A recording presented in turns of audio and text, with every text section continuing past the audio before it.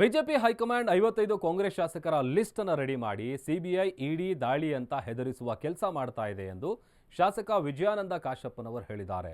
ಬಾಗಲಕೋಟೆಯ ಹುನಗುಂದದಲ್ಲಿ ಮಾತನಾಡಿದ ಅವರು 55 ಶಾಸಕರನ್ನ ಟಾರ್ಗೆಟ್ ಲಿಸ್ಟ್ನಲ್ಲಿ ನಾನು ಕೂಡ ಇರಬಹುದು, ಆದರೆ ಬಿಜೆಪಿ ಬೆದರಿಕೆಗೆ ನಾನು ಹೆದರಲ್ಲ, ಬಗ್ಗೋದು ಇಲ್ಲ ಎಂದಿದ್ದಾರೆ.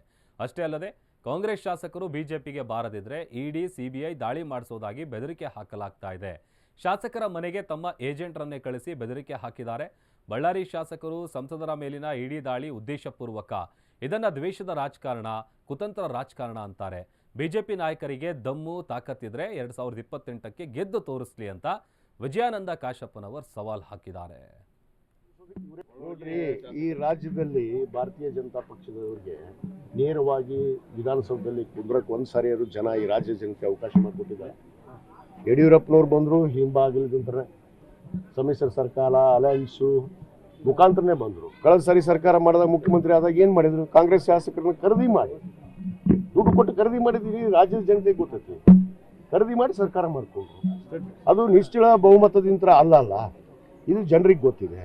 ಅವರು ಅಧಿಕಾರ ಯಾವತ್ತೂ ಬರೋಕ್ಕಾಗೋದಿಲ್ಲ ಈ ರಾಜ್ಯದಲ್ಲಿ, ಅದು ಗೊತ್ತಾಗಿದೆ. ಅವ್ರು ಏನಾದರೂ ಕುತಂತ್ರ ರಾಜಕಾರಣಿನೇ ಮಾಡಬೇಕು. ತಂತ್ರ ಕುತಂತ್ರ ಇದನ್ನು ಹುಡ್ಕೊಂಡೇ ಬಂದಿದ್ದಾರೆ ಅವರು. ಇವತ್ತು ಅದೇ ತಂತ್ರವನ್ನು ಹೂಡ್ತಾ ಇದ್ದಾರೆ. ನಾವು ಬರೋಕ್ಕೆ ಸರ್ಕಾರ ಬೀಳುತ್ತೆ ಅನ್ನೋದು, ಅಲ್ಲಿ ಯಾರನ್ನೋ ಎತ್ತಿ ಕಟ್ಟೋದು, ಅಲ್ಲಿ ಸರ್ಕಾರ ಬೀಳಿಸೋದಕ್ಕೆ ಇವರೇ ಪ್ರಯತ್ನ ಮಾಡ್ತಾ ಇದ್ದಾರೆ. ಇದು ಭಾಳ ಸ್ಪಷ್ಟವಾದಂಥದ್ದು. ಪ್ರಯತ್ನ ಮಾಡ್ತಾ ಇದ್ದಾರೆ. ಈಗ ನೋಡ್ತಿದ್ದೀರಿ, ಇಡಿ ದಾಳಿ, ಸಿಬಿಐ ದಾಳಿ ಇವೆಲ್ಲ ಯಾಕೆ ಆಗ್ತಾ ಇದ್ದಾವೆ? ಇದು ಹೆದರಿಕೆ, ನಮ್ಮ ಶಾಸಕರಿಗೆ ಎದುರಿಸೋದು.